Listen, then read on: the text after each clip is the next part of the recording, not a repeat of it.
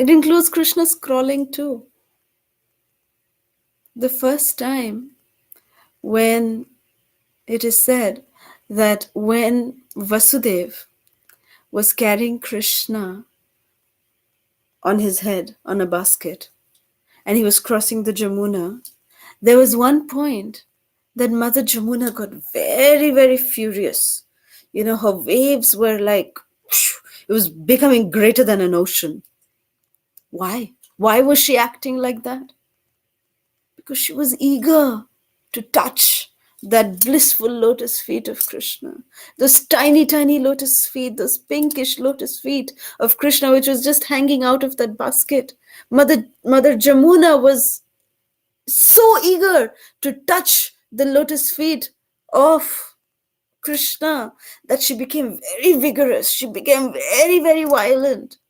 And the waves were literally because Vasudeva had Krishna on his head. So if she had to get to Krishna's lotus feet, then she had to sink Vasudeva for a little while. And then Krishna just put his tiny two lotus feet out. And as soon as Mother Jamuna touched the lotus feet of Krishna, she again became pacified. She became very pacified. And Vasudeva was able to breathe again. So Mother Jamuna had become very, very fortunate right from the day when Krishna made his appearance. So from that day, Mother Earth, she was waiting for the day that when will Krishna come and touch me? When will I get to touch Krishna's lotus feet? Mother Earth was thinking like that. And then the day came because, Krishna would always, be on the lap of his mother. He would always be on the lap of Nanda Baba or Mother Jashoda or Mother Rohini or even Balaram. He was himself so tiny, but Balaram would like to carry Krishna. That I am the elder brother, I am going to carry Krishna, and he would carry Krishna. So Krishna would never ever, put his lotus feet on Mother Earth. But there was one day, that day arrived when Krishna was going to put his tiny two lotus feet on the chest of Mother Earth. And that day came when Mother Jashoda took Kanha out and came to the Jamuna to bathe. She was going to bathe and she said, Kanha, you're getting a little naughty. You've just started crawling. So, you sit here. I'll go take a dip in the Jamuna and I'll be back. Krishna nodded his head. He was a tiny baby. He had just learned crawling. So if you tell the babies, just sit here in one place, do the babies listen? No, they don't. So why would Krishna listen? So Krishna also started crawling.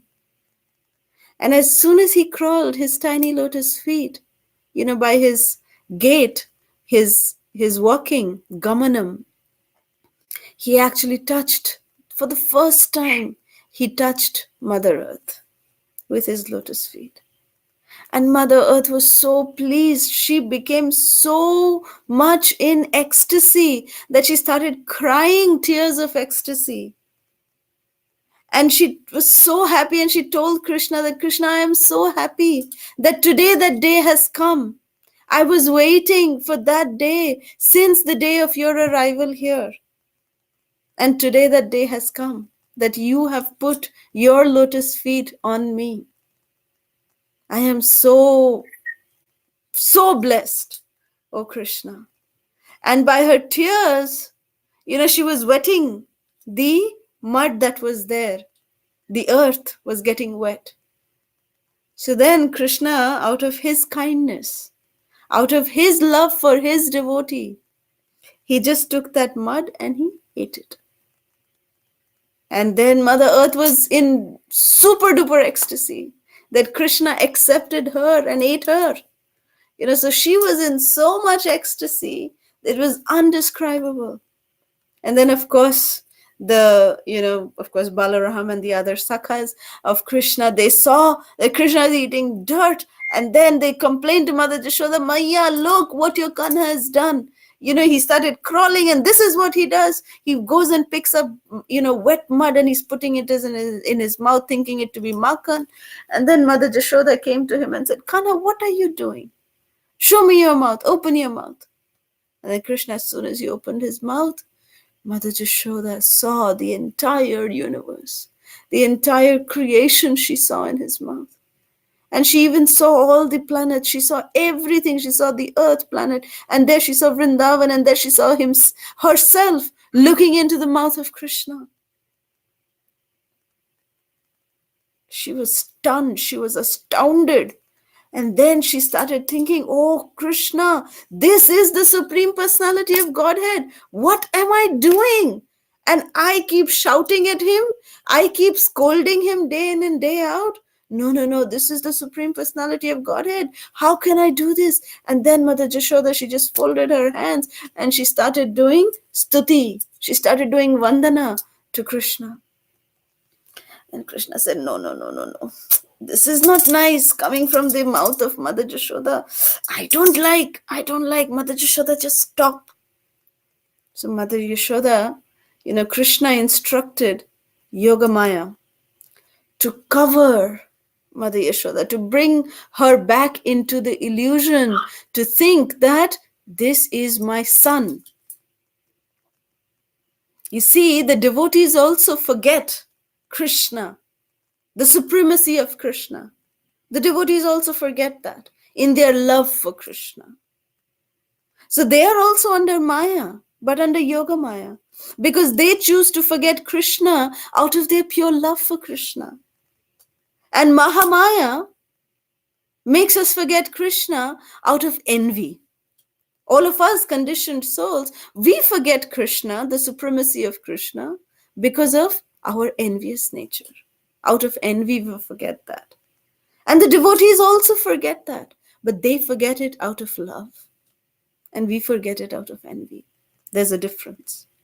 So then Mother Jashoda, then she just caught Krishna's ears and said, are you going to eat mud again? And Krishna was like smiling. He just said, my mother is back. Jashoda Maya is back. She's catching my ear. She's talking to me. That was like better than, Krishna hearing stutis and, vandanas. Hearing Mother Yashoda shout at Krishna. That was more nectarian to Krishna's eyes. Krishna's ears, because that was so much full of love. That was spontaneous love and protection coming out of Mother Jashoda's lotus mouth. So that's what Krishna is seeing. That's what Krishna wants. He doesn't really want awe and reverence. He wants love. He wants loving reciprocation with him. We are not at that level of having loving relationship with Krishna. But we know that that is the level that we need to aspire to. And how can we get to that level? By following Vaidhi sadhana bhakti. By following the rules and regulations of sadhana bhakti, we can achieve that platform. We have to follow the rules and regulations. We have to chant our 16 rounds. We have to follow the 4 regulative principles. And then one day, by the mercy of our spiritual master, we can come to that particular platform of loving Krishna in that spontaneous way. It does not come artificially. So we should never even try to love Krishna, saying that, oh, Krishna, you are this, you are that. That's going to be very artificial and extremely offensive. We must be very careful that when we recite these pastimes, or when we recite these ashtakams, when we recite these, deep prayers, we should know what level we are in. We should never think that we are at the level of Raganuga Bhaktas, spontaneous loving relationship with Krishna. No. That will be coming only by the mercy of the spiritual master. The day that they feel that we are qualified, they will give it to us. But till then, we have to have this awe and respect towards Krishna. We should serve Krishna as a servant, as a maidservant. That's what is our relationship with Krishna. That Krishna, you are my Lord, You are my worshipable Lord, life after life. Mama Janmani Janmanishware. That you are my Ishwara, life after life, my Lord. That is the mood that Mahaprabhu has taught us. And once we follow in that mood, then one day, by the mercy of Gauranga Mahaprabhu, by the mercy of Srila Prabhupada, by the mercy of our Guru Vargas, we will be able to love Krishna spontaneously. We will be able to.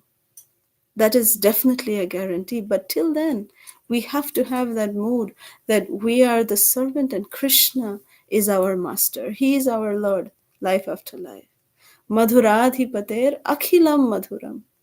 That He is the master of sweetness. He is the emperor of sweetness. He is the king of all sweetness. Madhuradhipate akhilam madhuram. That everything about Krishna is so sweet, is so amazingly mystical, is amazingly sweet and blissful. That is Krishna. So today